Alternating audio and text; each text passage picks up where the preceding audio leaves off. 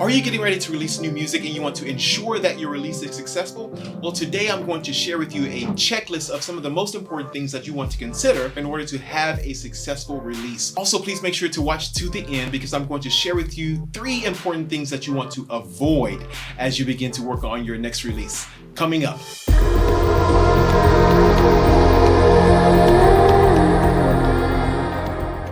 Hey, what's up everybody? Welcome to my channel. My name is Rod Vester and this is the best place for musicians who want to develop skills on and off their instrument. So if that sounds interesting, make sure you subscribe to this channel and also click the notification bell so you will be the first to know when I upload new videos. All right, let's get started. When I talk to artists who are getting ready to release a single or an EP, whether they are instrumentalists or singers, I'll always ask 2 questions. The first question is, when is the launch? And then the second question is, what are you going to do after the launch? And the responses I typically get are, well, I think I'm going to release it maybe next month or in the month after, and after it's out, I'm just going to push it.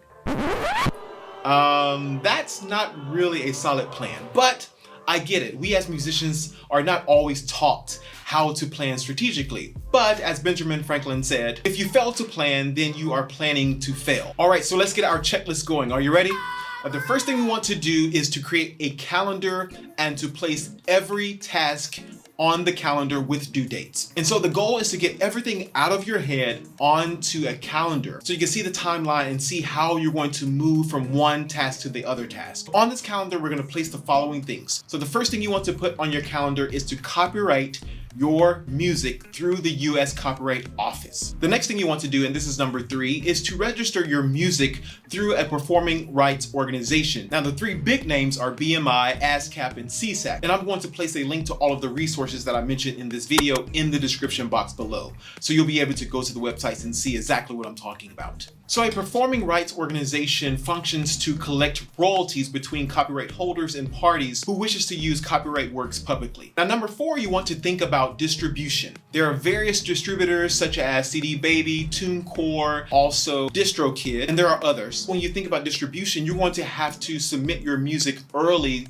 to get on certain playlists and also to get on certain blogs. So you want to place that in your timeline. So think about distribution. Now the 5th thing you want to place on your calendar is artwork. Now I recommend getting your artwork done professionally, but if you cannot afford that, or maybe you're super great at designing graphics, and so if that's the case, there's a graphic design platform called Canva that could be useful to you. So Canva works very well for social media graphics, for posters, for presentations, and for things of that sort, and it's pretty easy to use. So if you're super talented at graphic designing and you want to do your own artwork, then maybe Canva can be a resource for you. Now the 6th thing that we're going to place on our calendar that's a part of this checklist is to construct a social media calendar as well.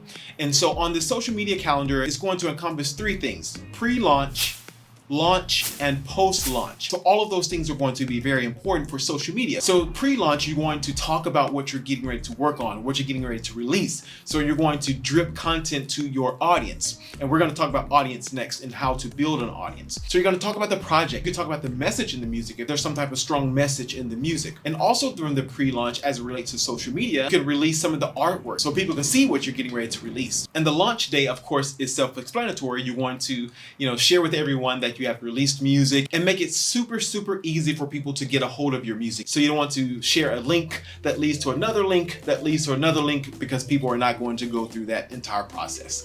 So make it easy for them. And then post-launch, you're still going to promote the music that you just released, but you're going to start shifting the focus on what you're getting ready to do next. And so that's why it's always important to have the end in mind when you're releasing music. So what's next? If you release a single, when is the EP dropping? If you release the EP, when is the video dropping?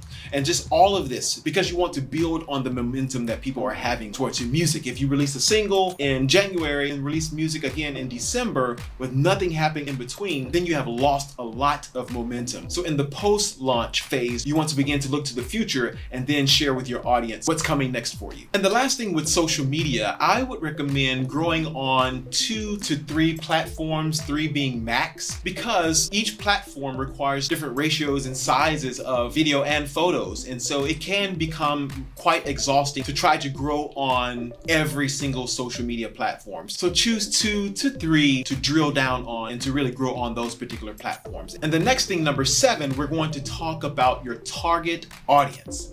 and how to build a target audience. Comment below if these are helping you and hit that like button. That helps me. All right, so you need to have a target audience. Who is it that you are targeting to listen to your music? So there's two types of audiences really. There's a target audience and then there's the actual audience. And there can be some spillover between the actual audience and the target audience. So let's say you are releasing a blues single. So your target audience are people who enjoy the blues, right? But you may have some spillover in the actual audience. You may have classical music lovers who listen to your music, who also enjoy blues music. You may have gospel musicians, gospel music lovers who listen to blues music. You may have jazz musicians and jazz music lovers who listens to blues music, but it's going to be extremely hard for you to target all of those individuals, which is why you have to drill down on your target audience, which is your blues audience if you're releasing blues music. And I know what you're thinking. Rod, I want to appeal to the world. My music should appeal to the world. I want to reach everybody.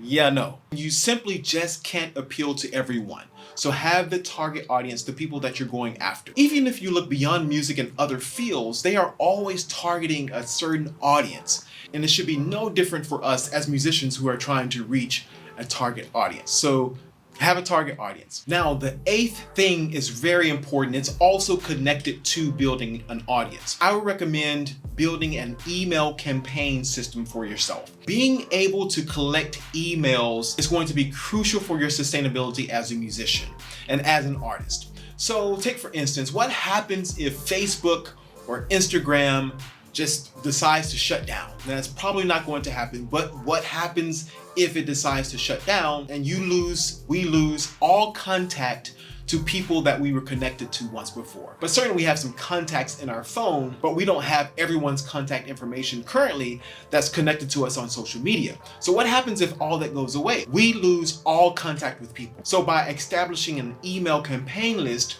we begin to gain access and contact information for all the people that are connected to us via social media. So let's take MailChimp for instance. MailChimp is an email campaign service, and there are others, but let's take MailChimp for instance. You can create a MailChimp account and create a landing page if you don't have your own website, a landing page that offers your audience something. So in return for them giving you their email address, you are giving them something. So this can be a behind the scenes sneak peek to what you're working on. This could be a ticket to your next virtual show. This could be anything that resonates with your audience. But whatever you say you're going to give, you must follow through. Integrity is everything. So you must follow through with whatever you are going to give your audience in exchange for them giving you their email address. All right, now as I promised at the beginning of the video, I have 3 bonus tips I'm going to share with you. So thank you so much for sticking around. Number 1, avoid not having a budget. In the music industry, prices are all over the place. One person can charge $500 while another person charges $200 for the same service. So you need to enter the conversation with an understanding of what you can and cannot afford. So don't let pride put you in debt. You want to make a smart investment in yourself. So how do you do this? You do this by benchmarking. Contact 3 to 5 credible music producers, contact 3 to 5 credible mixing engineers, contact 3 to 5 credible mastering engineers, contact 3 to 5 credible recording studios, and then you begin to match up prices. And everyone you contact, you want to ask to hear their current work. Don't let them play you something from 1999 that they worked on that was really good. You want to hear what they are currently working on and what they have currently worked on. And also you want to work with people who understand your genre and have worked on music within your genre, have mixed music within your genre, have mastered music within your genre. The number 2 bonus tip is that you want to avoid not having your music recorded well. So if your music is not recorded well, you can go to the best mixing engineer in the world and there will be little they can do if the music is not recorded well. You want to make sure the music is recorded well first and foremost. So that's why I just said you want to contact credible people.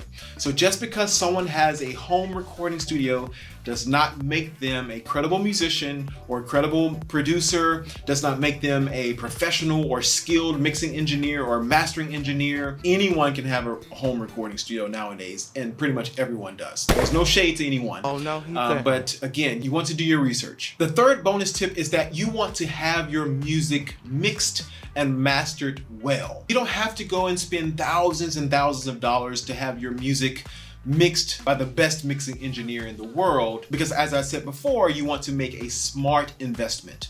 But you do want your music to be competitive. So let me know in the comments which tip or tips resonated the most with you. I hope these tips were helpful to you. Thanks so much for watching. So if you have not subscribed, go ahead and take care of that. Subscribe now. I look forward to seeing you next week. Until then, keep creating beautiful music.